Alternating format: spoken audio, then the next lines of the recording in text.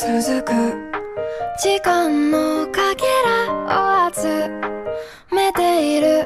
ただ過ぎるノートの余白に書く答えはいつほんのり小さな感情へ愛を一つまたねまたね夜に咲く温度と灯るまで呼吸一つ生きる生きる優しい指の横で中のようにきっと君だったんだ。私は君と出会うために選択して生きてきたんだ。中のようにだから私を誰もが羨むようなメインヒロインにしてね。ちいちゃな言葉チクチクしたのキリがないけどさそれを西方の愛の言葉忘れたふり疲れたよ夜を抱きしめてもう一度会いましょう。絶対です。行こう。さよならを知るための旅だ。今の僕少しは人間に見えるかな。あの落ち葉の上なら歩けるかな。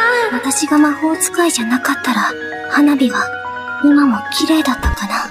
今日だけ笑う何ですか泣いちゃう僕を隠すためにわかんないよ。私にはわかんないの。わかんないわかんない。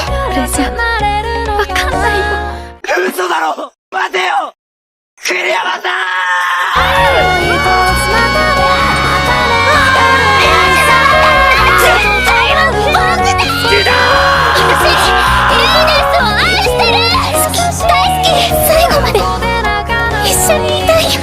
一度後悔したことは二度と繰り返さないようにする。